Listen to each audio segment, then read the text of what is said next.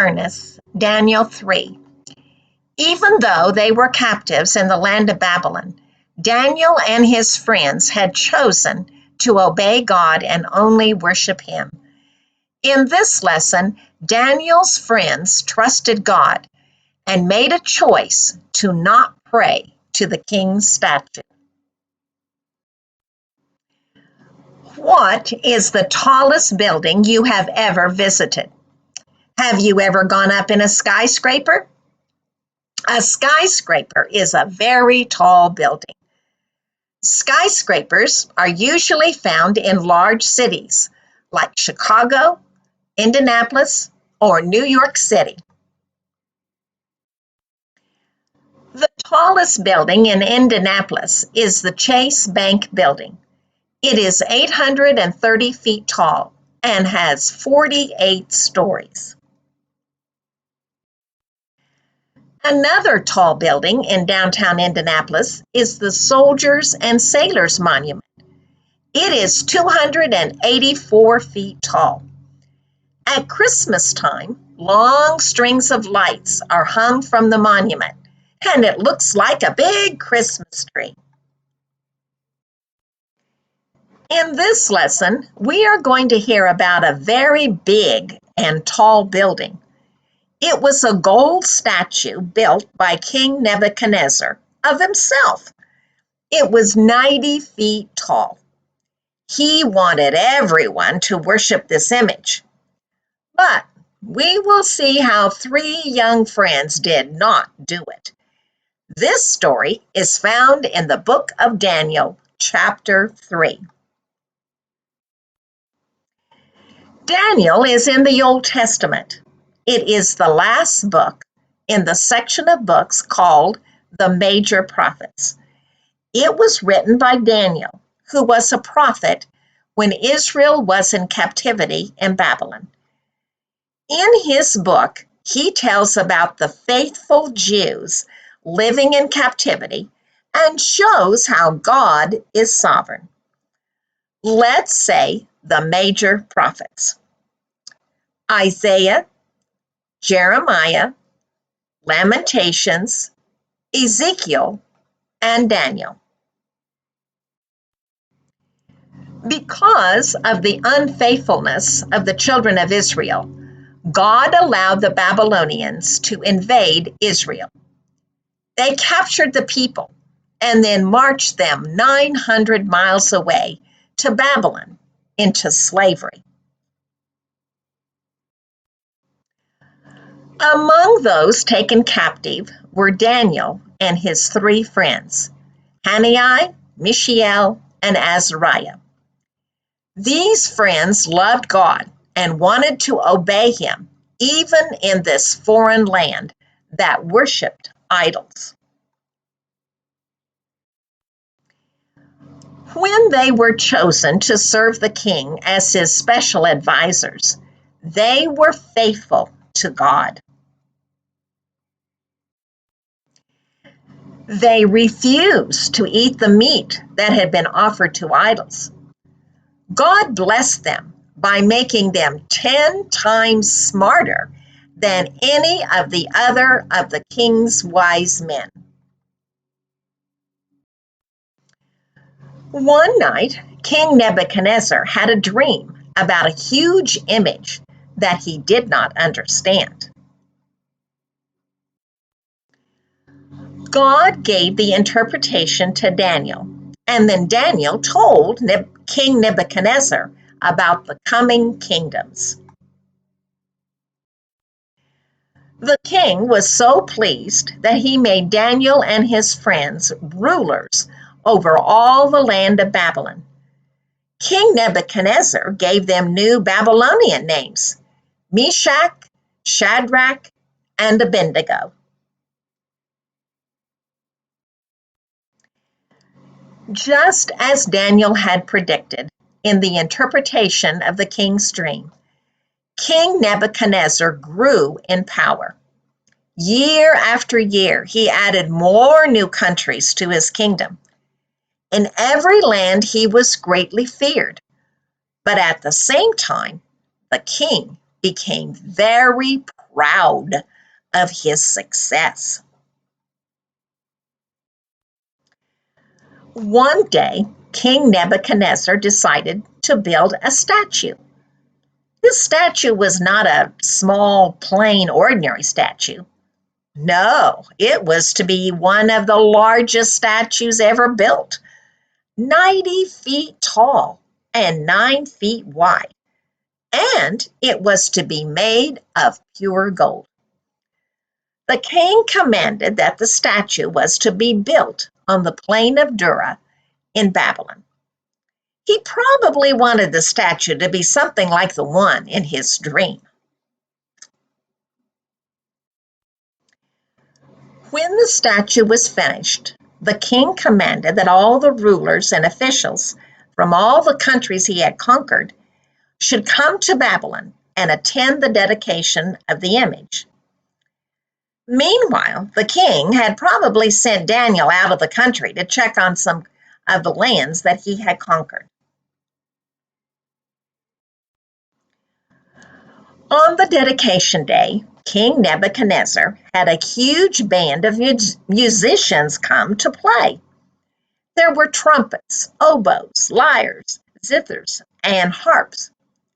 The announcer broadly proclaimed, "Everyone is commanded, as soon as you hear the musical instruments, you must bow down and worship the image of gold that King Nebuchadnezzar has set up.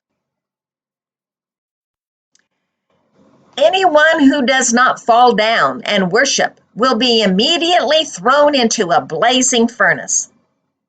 As soon as the music played, everyone bowed down to the gold image.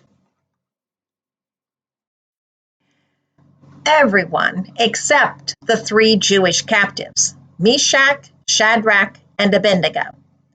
They believed that they should obey God and only worship Him. They knew the first 2 of the 10 commandments that forbid them to worship other gods or idols. So they decided to be brave and obey God. The Babylonian astrologers saw that the 3 Jewish rulers had not bowed down, so they reported them to King Nebuchadnezzar. They said, "O king, you issued an order that everyone who hears the sound of the music should bow down and worship your statue, or they will be thrown into the blazing furnace. Your 3 Jewish rulers, Shadrach, Meshach, and Abednego, they paid no attention to you. They did not worship your image nor your gods." At that, the king flew into a rage and ordered the 3 men to be brought to him. He decided to give them one more chance. He shouted, "Is it true, Shadrach, Meshach, and Abednego, that you do not worship the image of gold that I have set up? Now, when you hear the music, if you are ready to bow down and worship the image, then very good. If you do not bow down, then you will be thrown immediately into a blazing furnace. Do you think there is any God who can save you?" The 3 men bravely replied, "Your Majesty, if the God whom we serve is able to save us from the blazing furnace and from your power, then he will. But even if he doesn't, we will not worship your God, and we will not bow down to the gold statue." Nebuchadnezzar lost his temper, and his face turned red with anger. He ordered the furnace to be heated 7 times hotter than usual. The strongest men in his army firmly tied the 3 Jews up and threw them, fully clothed, into the roaring furnace. The fire was so hot that the soldiers who threw the 3 men into the furnace died from just getting close to the flames. The king and his officials watched to see what would happen. Suddenly, the king's face changed from anger to fear. Nebuchadnezzar leaped to his feet in amazement.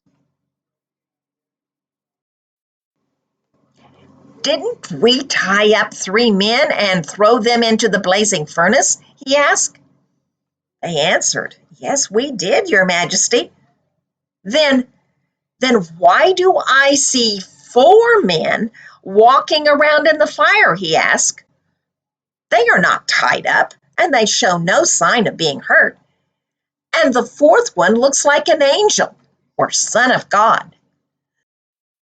So Nebuchadnezzar went to the door of the blazing furnace and called out, "Shadrach, Meshach, Abednego, servants of the supreme God, come out." And they came out at once.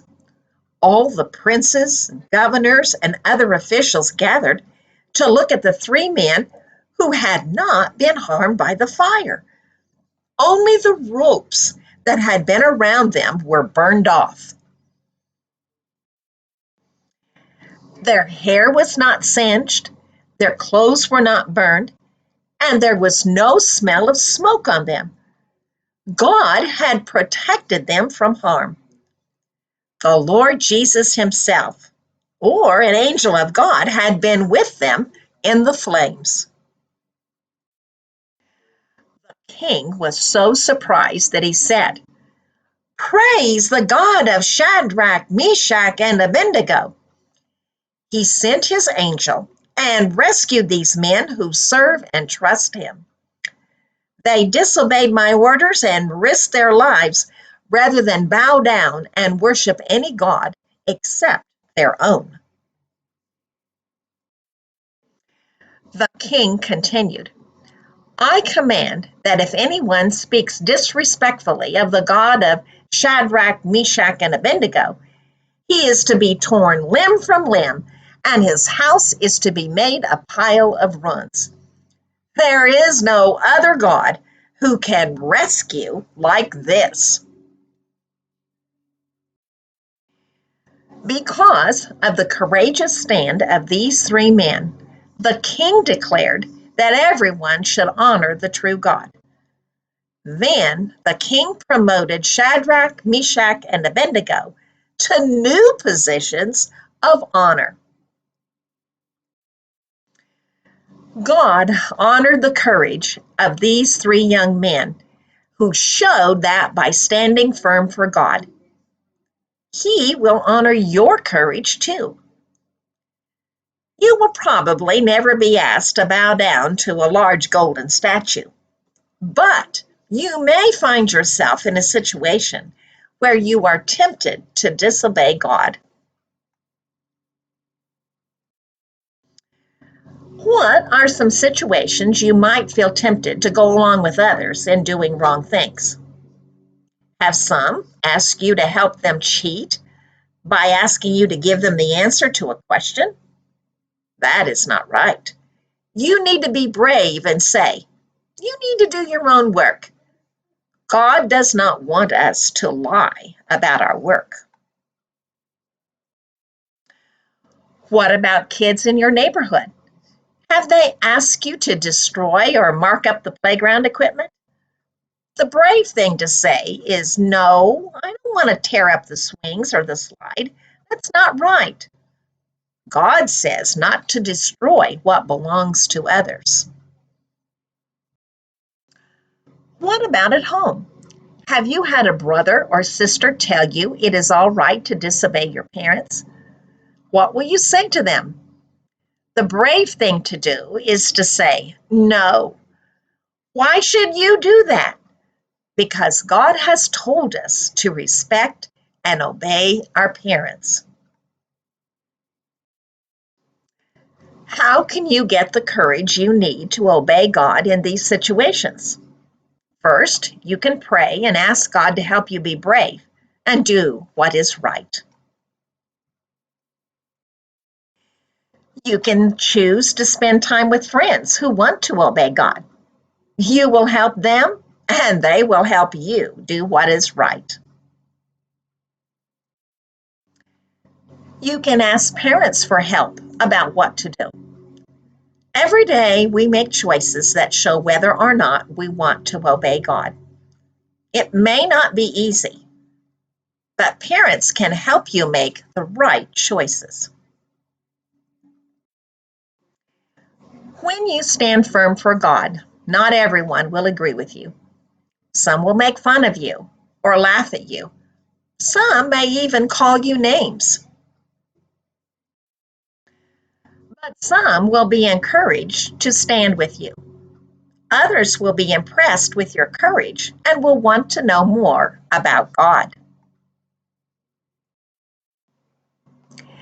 Perhaps even those who make fun of you will change their minds about God when they see your faith. Our memory verse is Acts 5:29.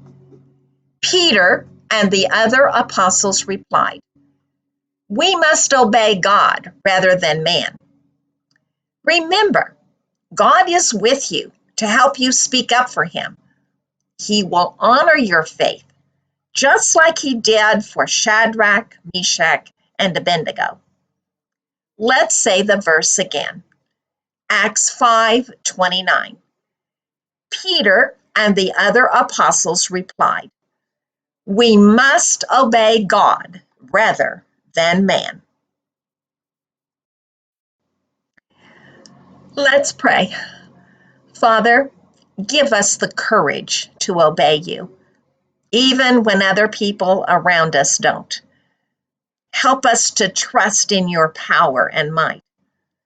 We love you and want to show you our love by standing firm with you. Help us to do what is right. In Jesus' name we pray. Amen. Remember, be true to God and obey him.